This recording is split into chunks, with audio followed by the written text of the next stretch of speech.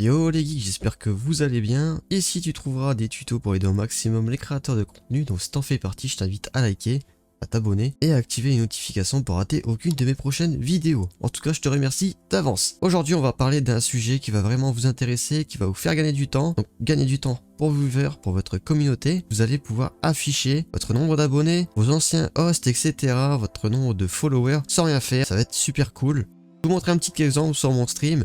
Comment j'ai mis ça en ordre, ça fait vraiment bien je trouve.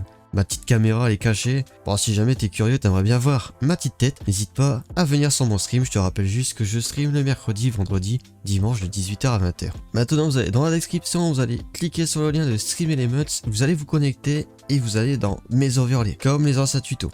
Maintenant vous allez donc créer une overlay vierge, vous faites Start, vous allez sur le plus, dans label, et maintenant je vais vous expliquer comment il faudra faire toutes les différentes phases. Donc subscriber, follower, bits, tips, host, c'est exactement la même façon de faire. Je vais en expliquer que pour une et c'est pas compliqué. Par exemple dans le subscriber, il va falloir aller dans total, all time, et vous allez dans total subscriber. Ça va vous afficher votre nombre d'abonnés dans le mois, donc c'est vraiment pratique. Follower c'est dans ici, bits c'est ici il me semble, et puis ici c'est pareil, et host ça va afficher votre dernier host, voilà. Donc nous on va faire sur ce tuto avec les followers, mais c'est exactement pareil pour les autres. Donc vous allez ici, vous allez sur total follower. Là vous voyez que mon nombre de followers est affiché. Vous pouvez changer bien sur le texte, admettons je vais mettre sur 400, et là je vais écrire, je sais pas, total follow, je pense que ça peut être pas mal, comme ceci. Vous allez dans text setting, donc vous pouvez bien sûr changer la police, donc admettons on va mettre celui-ci, je pense que c'est sympa. Changer la couleur, on va le mettre admettons en rouge. Voilà. Ici la taille je vous conseille de mettre 255 comme avec le tuto du chrono pour avoir la meilleure qualité possible du texte. Mais par contre moi j'aimerais que ça soit que sur une seule ligne, donc je vais juste réduire un peu la taille. Donc voilà, nous on arrive à 200 pour que ça soit sur une seule ligne. Ensuite vous descendez, vous allez pouvoir voir que vous pouvez le mettre en italique, souligner, le mettre en gras. Voilà, vous pouvez faire plein de choses. Ensuite vous allez dans save, vous écrivez un petit texte, donc pour vous retenir, donc je vais écrire compteur follow, après c'est à vous de voir.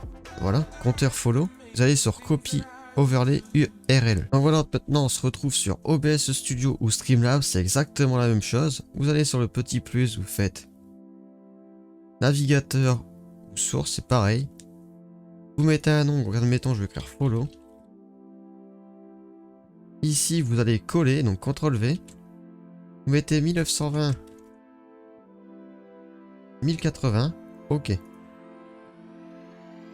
Et voilà, il y a le texte qui est apparu. Après vous pouvez bien sûr baisser la taille grâce à OBS.